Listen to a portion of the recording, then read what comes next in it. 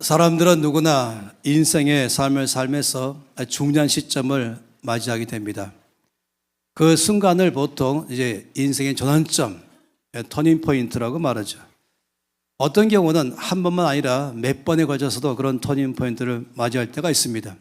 가령 예를 들어 말한다면 서울에서 차를 운전하면서 경부고속도로를 들어가면은 첫 번째로 맞이하는 지점이 바로 대전쯤 왔을 때에 계속 갈 것인가 오른쪽으로 빠질 것인가에 따라서 방향은 달라집니다. 오른쪽 가면은 이제 이 전주, 광주, 호남으로 가기 시작하죠. 계속 가면은 이제 이 경북, 부산 쪽으로 가는 것입니다. 또 가다가 이제 대구쯤 왔을 때에 거기서도 또다시 좌회전할 것인가 우측으로 할 것인가에 따라서 그 길은 또 달라집니다. 왼쪽으로 가면은 동해안으로 가면서 포항으로 가죠. 서쪽으로 가면은 계속적으로 관주까지 갈 수 있습니다. 직진하면은 부산까지 가는 것이죠. 이런 경우를 보통 이제 전환점이라고 말하는 것입니다. 삶을 살다 보면은 우리의 삶에 그런 일을 여러 차례 만날 수가 있습니다. 또 때로는 누구를 만나냐에 따라서 또 무엇을 하냐에 따라서 인생의 방향이 달라지기도 하는 것입니다. 가장 큰 전환점은 예수 그리스도를 만날 때에 일어나는 것입니다. 그러면 삶의 통째로 바뀌어버리는 것이죠. 한 번만 아니라 삶에서 예수님을 여러 차례 중요한 순간에 만날 때가 있습니다. 그러면 그때마다 터닝 포인트가 되는 것이죠. 사도 바울은 다메섹 길에서 주 예수를 만난 순간에 그 인생의 삶의 대전환점을 맞이하게 되었습니다. 그때도 그는 예수를 핍박하는 자에서 예수를 위한 대사도로 바뀌었죠.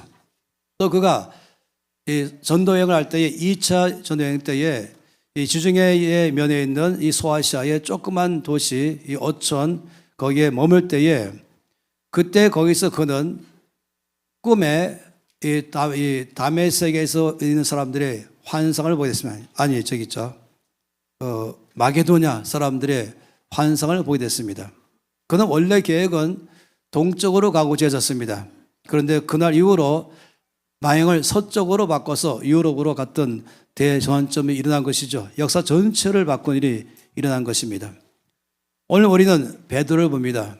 베드로의 인생의 삶에서 제가 볼 때는 이 복음서에 나와 있는 것 안에서 본다면 그 인생의 가장 큰 대전환점을 3번 맞이했습니다. 제일 첫 번째 맞이한 것은 그 형제 안드레가 베드로를 예수께로 데리고 왔을 때에 일어난 것입니다. 주께서 그를 보시고 말씀했죠. 네가 요한의 아들 시몬이니 장차 개발하리라 라고 말씀했습니다. 예수님은 베드로를 좀 처음 봤죠. 네, 보자마자 그의 삶의 미래를 바라보고 말씀했습니다. 넌 지금 현재 시몬이지만은 앞으로 너는 개바가 될 것이다. 넌 현재 너의 삶은 실수투성이이고 문제도 많이 있고 연약하기도 하고 또 때로는 열정도 있지만은 또 순간적으로 또 열정이 식어지기도 하고 또 실천력이 부족한 일일지 모르지만은 그러나 앞으로 너는 어떤 상황에도 흔들리지 않는 사람, 오히려 다른 사람을 이끌어가며 교회를 이끌어가는 반석 같은 사람 될 것이다 라고 그를 말씀했습니다. 베드로의 삶의 첫 번째는 굉장한 전환점이죠. 자기를 바라보는 눈을 바꾼 것입니다. 겉에 이때까지의 내 과거에서 오늘까지 올 때에 내 안에 있었던 내 삶의 여기에 의해서 나의 미래를 바라본 것이 아닙니다. 또 다른 사람들이 나를 바라보는 그 시각으로 나를 바라본 것이 아닙니다. 그 주께서 그의 앞날의 삶을 말씀하시는 그 눈으로 자기를 바라본 것이죠. 난 더 이상 연약한 자, 실수를 잘하는 자, 혈기 많은 사람, 팀을 깨트리는 사람, 시몬이 아니라 오히려 팀을 견고하게 하며 그리고 저희 나라 위해서 온 교회 전체를 승리의 삶을 이끌어가는 그런 반석 같은 사람으로 그의 미래를 바라본 것입니다. 야곱도 마찬가지죠. 야곱이 고향 가다가 이제 야복강 나루터까지 왔습니다. 그때 그의 마음은 너무너무나 괴로웠죠. 그의 평생의 삶을 남을 속이면서 또 속임을 당하면서 살아왔었습니다. 이제 앞으로 그의 삶은 크게 속였던 형을 만나러 가는 과정이 있습니다. 그는 두렵고 또 불안했습니다. 그날 밤에 그는 주님과 함께 밤새도록 씨름했습니다. 주님의 축복을 받을 때까지 그는 주의 손을 놓지 않았던 것이죠. 결국 주님은 야곱에게 말씀하기를 너의 이름이 더 이상 야곱이 아니고 이스라엘이라 하라 말씀했습니다. 다시 말하면 내 힘으로 살아가는 사람이 아니라 성령의 능력으로 사는 사람이 될 거라고 말씀한 것이죠. 이 야곱에서 이스라엘은 그 인생의 삶에 아주 대전환점이 됐던 것이에요. 이런 사람들이 우리 가운데 일어나게 되죠. 우리도 나름대로의 야복강 나루터를 갈 때가 있습니다.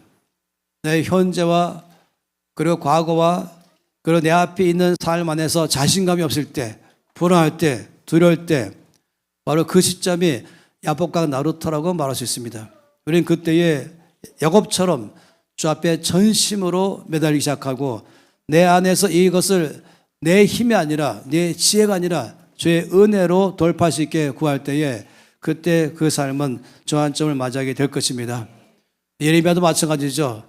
하나님께 예레미야를 부르실 때에 그는 10대 후반이었습니다. 그에게 대사명을 맡겼습니다. 앞으로 열방을 바꾼 사람으로 그를 쓰겠다고 말씀했습니다. 그때 예레미야는 그 말씀을 받을 수가 없었죠. 이렇게 말했습니다. 저는 어린 아이기 때문에 이 일을 감당할 만한 그런 능력도 안 되고 자격도 없고 또 자질도 안 됩니다. 라고 말했죠. 주님께서 말씀하시기를 누가 너를 어린아이라고 말하느냐? 너희 부모님이냐? 아니면 너희 학교 선생님이냐? 아니면 너희 친구들이냐? 아니면 너 자신이냐?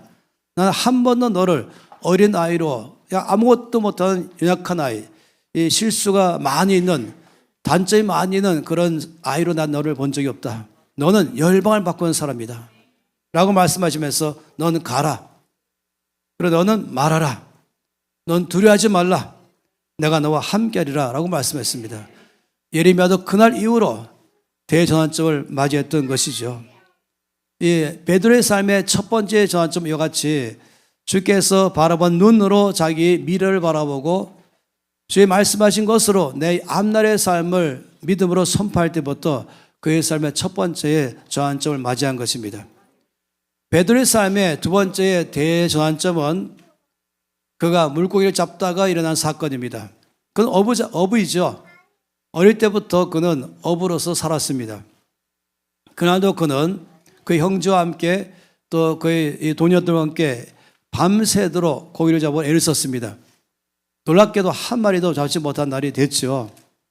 그리고 새벽 아침을 맞이했습니다. 그런데 그 장소에 주께서 오신 것이죠. 그리고 주께서 베드로에게 말씀하시기를 깊은 데로 가서 그물 내려 고기를 잡으라고 말씀했습니다. 베드로 순종했죠. 그리고 그의 삶에 엄청난 것을 경험했습니다. 인생의 삶에서 어부로서 가장 큰 물고기를 잡은 날이 되었습니다. 바로 그런 날을 맞이했을 때에 주께서 바로 베드로에게 말씀하시기를 넌 나를 따라오너라. 내가 너를 사람을 나누는 어부가 되게 하리라 라고 말씀했습니다.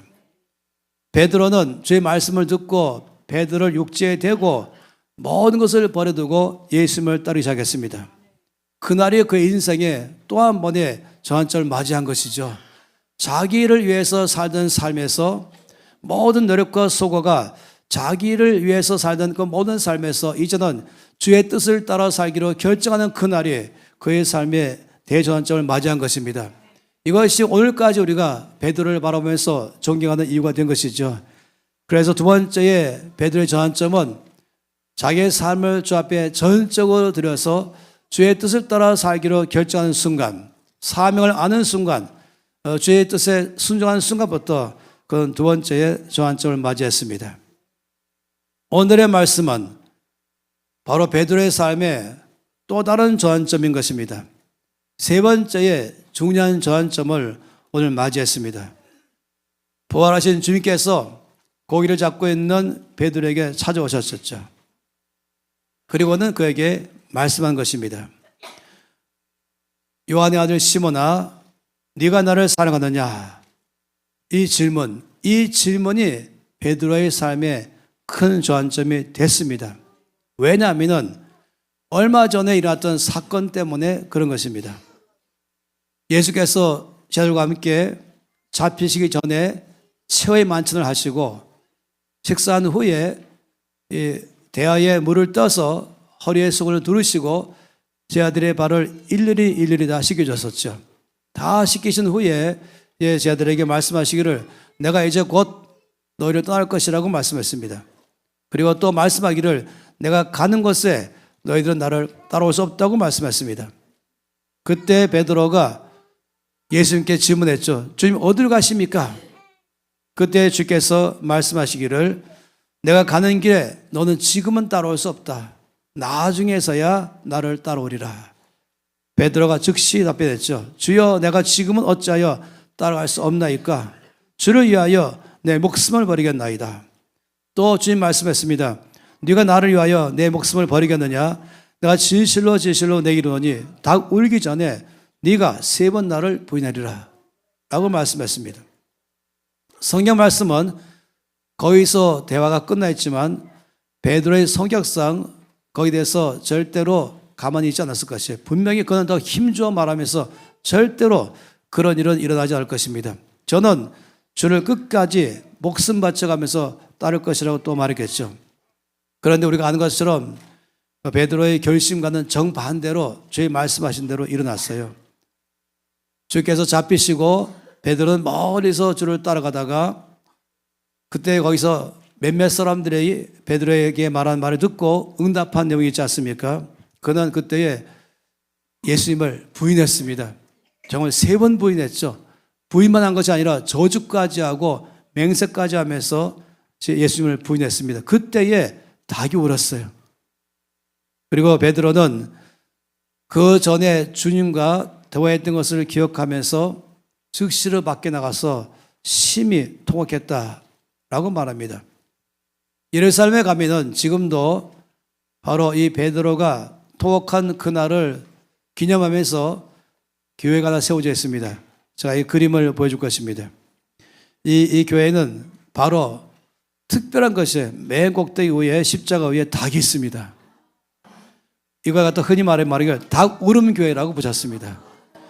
닭이 울어서 베드로가 나가서 심히 통곡했던 것을 기념하면서 이 교회를 세운 것이죠. 이 보세요. 여기에 꼭대기에 이렇게 닭이 있는 것을 말하는 상징인 것이죠. 이 교회가 바로 꼭대기에 이 닭을 표시하면서 이날의 사건이 베드로의 삶에 큰 사건인 것을 말해주는 것입니다. 그런 다음에 주께서 십자가에서 죽으셨죠. 그리고 사흘 만에 부활하셨습니다. 부활하신 주께서 제 아들에게 오셨습니다. 제 아들은 너무나 감격했죠. 놀랐죠. 그리고 엄청난 기대로 충만했습니다. 그는 몹시 기뻤습니다. 주님은 다시 또 제 아들을 만났습니다. 그런데 그 제 아들 가운데서 한 사람은 기쁘지가 않았어요. 마음이 불편했어요. 갈수록 베드로는 오히려 말수가 적어졌습니다.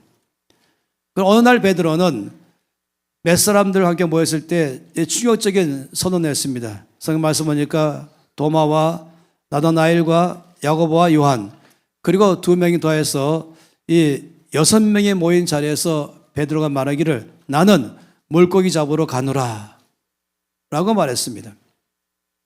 그것은 심심하거나 한가해서 낚시하러 가는 것과는 다른 말이에요.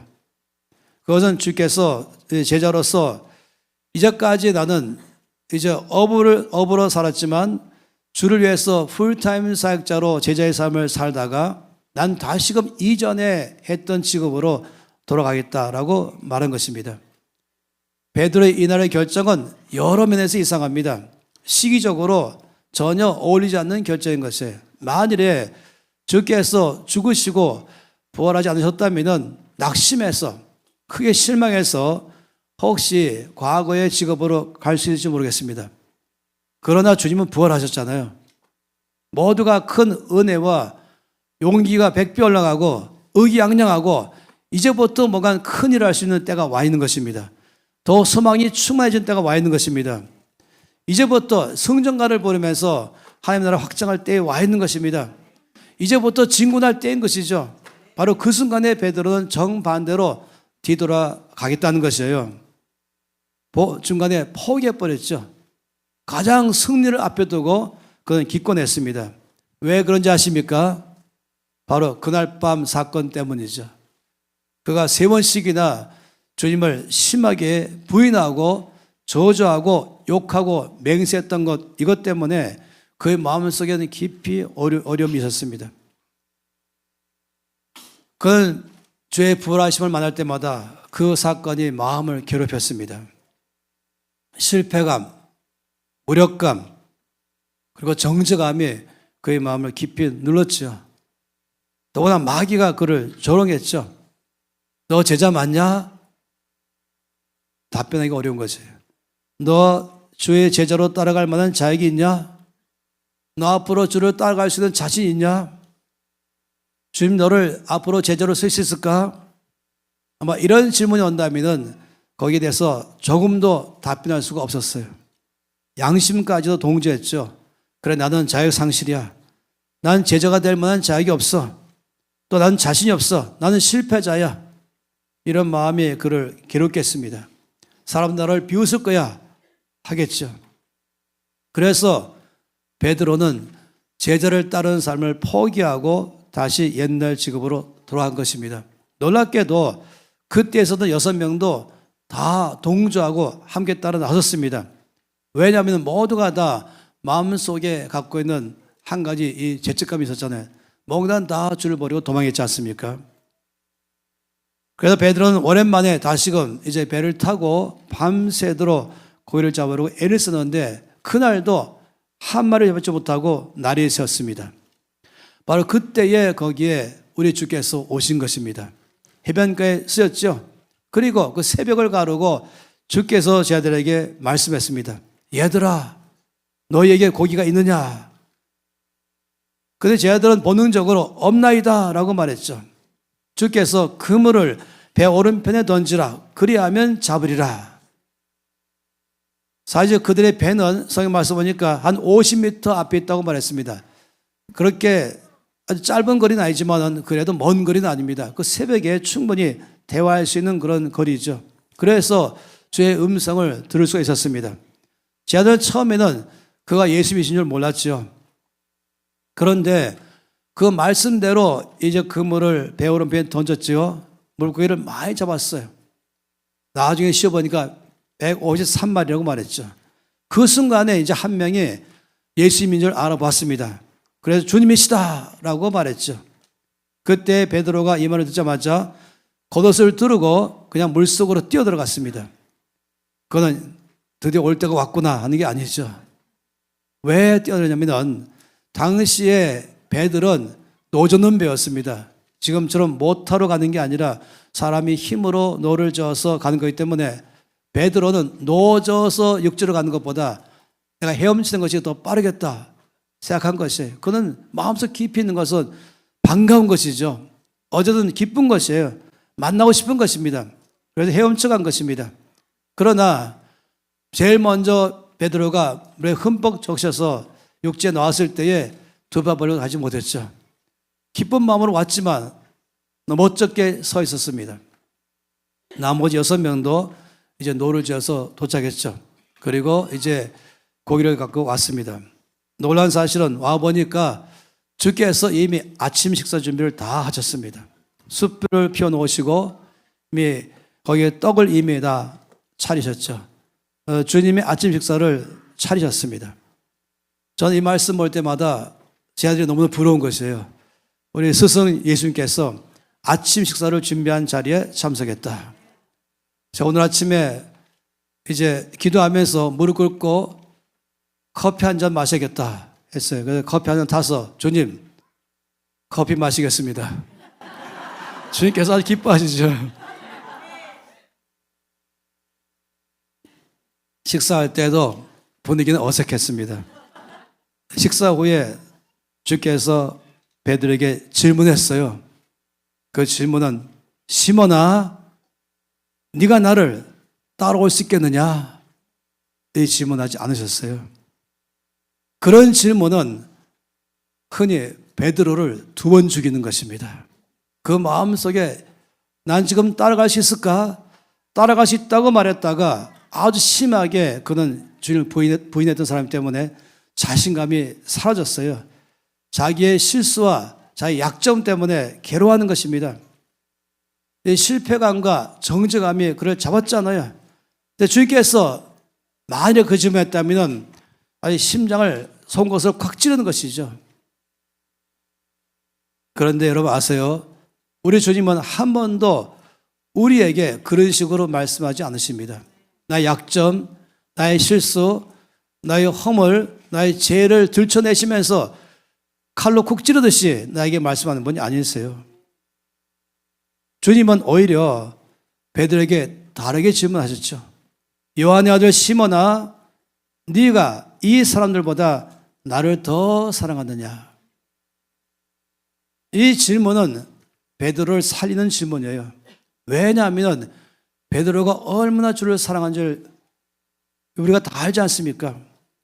베드로의 생에서 가장 고기를 많이 잡은 그날, 이 엄청 많은 고기로 배도 바꿀 수 있고 빚도 갚을 수 있고 또 차도 새로 살 수 있고 새로운 삶을 살 수 있는 꿈을 꿀 만한 그런 성공이 일어난 그날, 주께서 나를 따라오라고 말씀할 때 모든 성공을 다 뒤로하고 주를 따라간 사람이었습니다.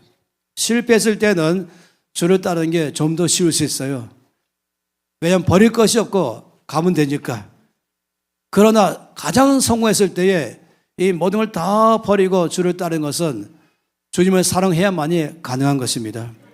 베드로가 얼마나 주를 사랑하는지 주님 다 아신 것이에요. 주를 사랑하지만은 그러나 내 삶에서 주를 따라갈 힘이 없는 것, 이걸 베드로는 몰랐던 것이죠. 주께서 아신 것입니다. 그래서 주께서 질문한 것입니다. 요한 아들 시몬아, 네가 이 사람들보다 나를 더 사랑하느냐? 주께서 말씀했죠. 주님, 그러하나이다. 내가 주님을 사랑하는 줄 주님께서 아십니다. 그런데 주께서 또다시 질문했습니다. 요한 아들 시몬아, 내가 나를 더 사랑하느냐? 베드로가 담대히 말했죠. 주님, 그렇습니다. 내가 주님을 사랑하는 줄 주님이 아십니다. 근데 세 번째 주님이 또 질문했습니다. 요한의 아들 시몬아, 네가 나를 더 사랑하느냐? 이때 베드로가 좀 근심했죠. 그러나 솔직하게 말했습니다. 주님, 모든 것을 아시오매 내가 주님을 사랑하는 줄을 주님께서 아십니다.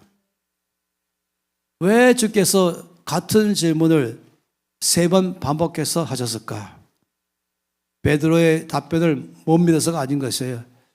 주님은 베드로의 갖고 있는 정죄감, 실패감, 그걸 좀 지우고 싶지만 지우지 않은 과거의 아픈 기억을 치료하기 원하셨습니다. 그 세 번의 질문하면서 세 번의 실패감을 주께서 다 치료하셔서 용기를 갖게 하신 것이죠. 그렇다면 너는 내 양을 먹이라. 네가 사랑하느냐? 그렇다면 내 어린 양을 먹이라. 주를 사랑하는 것 때문에 주께서 그에게 일을 맡기신 것입니다. 시편 51편 말씀엔 다윗의 회개의 기도가 나오죠. 회개했을 때 주께서는 용서하시고 깨끗하게 하시고 맑게 씻겨주시고 지하해버리시고 그리고는 오히려 정한 마음을 창조하시고 정직한 영을 회복하시고 즐거움을 회복해서 주를 따르도록 하시고 성령을 거두지 아니하시고 성령으로 살도록 하신 말씀, 19절 이상이나 이 말씀을 반복적으로 말씀하는 것입니다. 문제는 나 자신이 있지 않겠습니까? 내 스스로 주님께 용서하심을 붙잡고 용기 있게 나가지 못하고 스스로 나의 과거의 실패 속에 계속 묶이는 삶, 그건 주께 원하는 삶이 아닌 것이에요. 세상은 그렇게 말할지 모르지만 주님은 우리가 실패했다면 우리 가운데 힘을 주시고 죄를 지었다면 회개할 때 용서하시고 우리의 모든 약점 안에 성령으로 역사하셔서 우리의 실수 안에서 은혜로 역사하셔서 주님 끝까지 달려가도록 역사하시는 것입니다. 그래서 주께서 말씀하기를 네가 나를 사랑하느냐? 내 양을 먹이라고 말씀한 것이죠. 세 번째 베드로의 삶에 더 이상 그는 과거에 매이지 않게 주께서 역사하셨습니다. 많은 사람들은 과거에 매여 사는 바람에 앞으로 힘있게 못 달려갑니다. 가다가도 무릎에 힘이 빠져버리고 손 들다가도 손의 힘이 약해지고 그리고 저 앞에 서 있다가도 다시금 주저앉아버리는 일이 발생하는 것은 끝없이 넌 자익이냐 물을 때마다 나 자신의 실수와 나의 행동에다 집중할 때인 것입니다. 그러나 주님은 오늘 이 세 번째의 이 광경에서 난 너희 모든 과거를 다 이미 용서했다. 너의 죄를 다 용서했다. 네가 나를 사랑하느냐? 그렇다면 내가 너에게 나의 일을 맡기겠다. 내 양을 치라라고 말씀한 것이죠. 주님은 그날 베드로의 과거를 다 치유하셨습니다. 그건 더 이상 머뭇거리지 않았습니다. 더 이상 과거의 실패 속에 매이지 않았습니다. 그건 주의 용서하심을 받아들이고 그리고 주 앞에서 담대하게 주를 위해서 살아가시는 힘이 생긴 것입니다.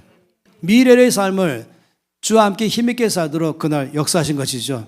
이것이 베드로의 삶의 대전환점인 것입니다. 우리가 주를 따라갈 때에 베드로의 삶에 있었던 이 세 번의 전환점은 어쩌면 우리 각 사람들 안에 있는 중요한 전환점인 것입니다. 엠블레프의 눈으로 나를 바라보는 것, 이럴 때부터 우리는 용기가 생기고 그때부터 나의 미래에 대해서 힘있게 살아갈 수 있는 용기가 생기는 것입니다. 그리고 주께서 나를 불러서 주의 나라 위에서 살도록 할 때 사명을 받고 가는 그때부터가 전환점인 것이죠. 그리고 오늘처럼 이렇게 과거의 모든 아픔을 다 치료하셔서 나로 하여금 과거에 매이지 않게 하시고 오직 미래를 위해서 주를 사랑함으로 맡긴 일을 힘있게 다르게 하는 것, 이것이 바로 우리 삶의 경험인 줄 믿습니다. 예레미야 29장 11절 말씀부터 주님 말씀하셨어요. 여호와의 말씀이니라 너희를 향한 나의 생각을 내가 하나니 평안이요 재앙이 아니니라. 너희에게 미래와 소망을 주는 것이니라. 이건 다시 말하면 나는 너희 앞날의 삶에 형통한 삶만 세웠다. 실패하는 삶을 계획한 적이 없다. 재앙의 삶을 생각한 적이 없다. 너의 삶에 대해서 소망의 계획을 세웠다. 여러분, 하나님께서 세우신 계획은 실패가 없습니다. 이것을 믿음으로 받아들일 때부터 주의 나를 향한 계획은 나의 끝 될 것입니다. 그래서 과거의 아픔과 실수와 슬픔과 약점 안에 매이지 말고 나의 미래에 대해서 주께서 세우신 소망의 계획, 이것이 나의 것 되는 것입니다. 그러면 나의 앞날의 삶은 소망의 삶을 살게 될 것입니다. 나의 앞날의 삶은 형통의 삶을 살게 될 것입니다. 성공적인 삶을 살게 될 것인 것이에요. 더 이상 과거의 아픔 속에 허적거리기를 원하지 않는 것이죠.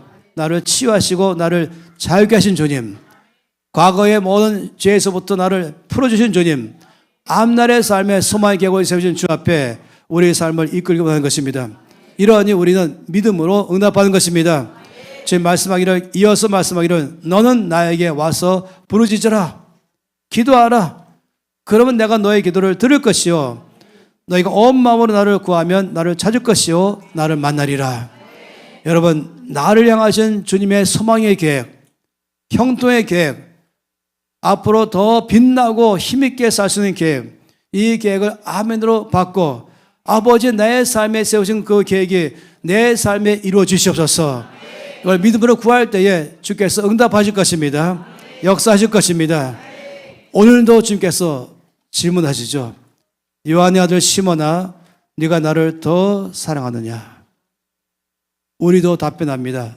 주님, 모든 것을 아시오매 내가 주님을 사랑하는 줄을 주님께서 아십니다. 이것이 우리의 마음인 줄 믿습니다. 비록 연약하지만, 부족하지만, 죄를 지었지만, 단점 많지만 한 가지가 있는 것은 주를 사랑하는 마음인 것입니다. 그 찬양으로 잠깐 듣겠습니다.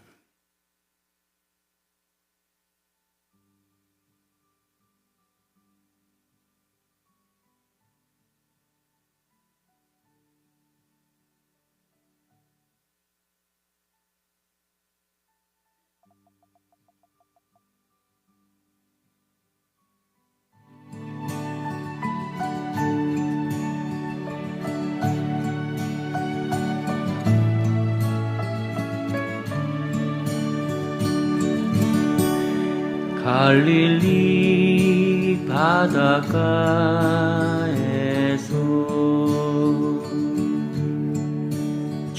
주님은 시몬에게 물으셨네.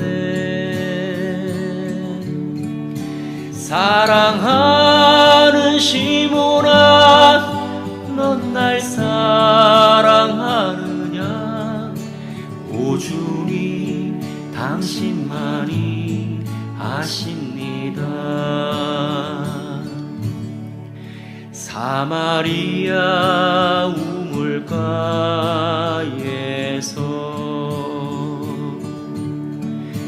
주님은 여인에게 물으셨네.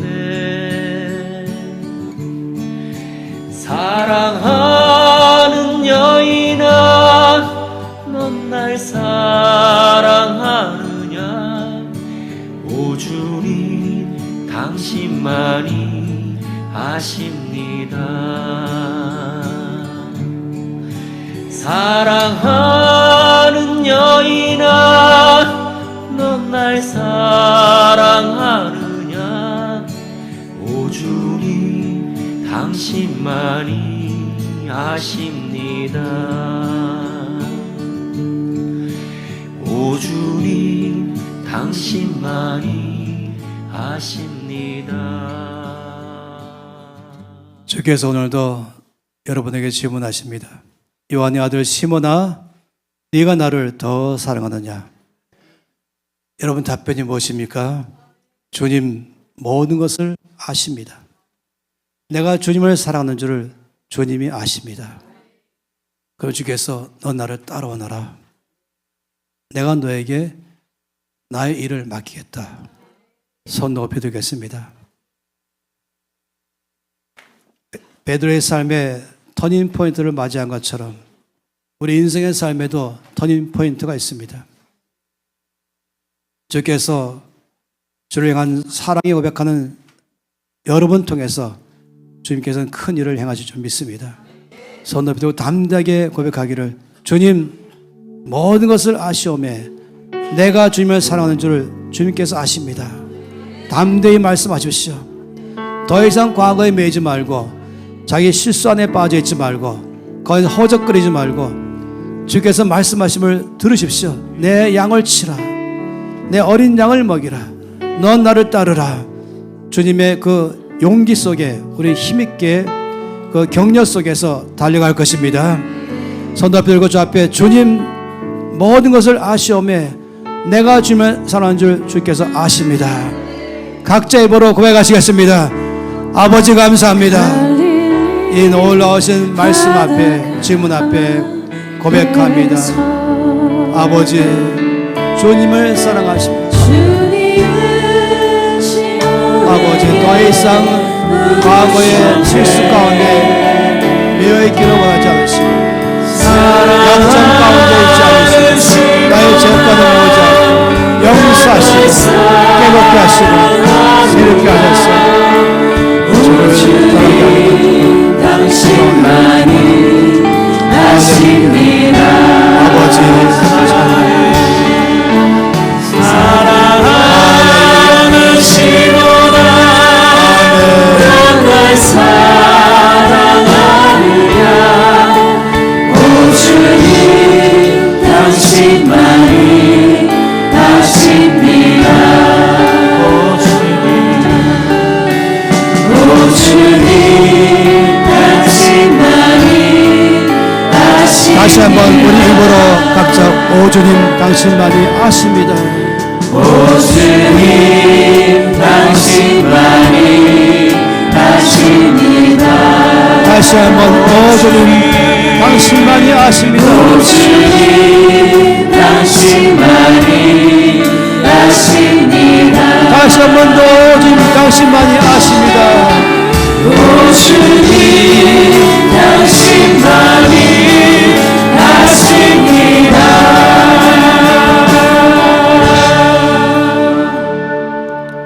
주님 모든 것을 아시오매 내가 주님을 사랑하는 줄을 주님께서 아십니다. 베드로의 삶에 대전환점 오게 하셨던 것처럼 오늘 또한 우리 온 성도의 삶에 용기를 주시니 감사합니다. 소망을 주시니 감사합니다. 오직 십자행에서 달려갈 것입니다. 목숨 바치며 헌신할 것입니다. 소망만 충만합니다. 뒤돌아보지 않겠습니다. 형통한 삶을 계획하신 아버지 뜻에 아멘으로 수목합니다.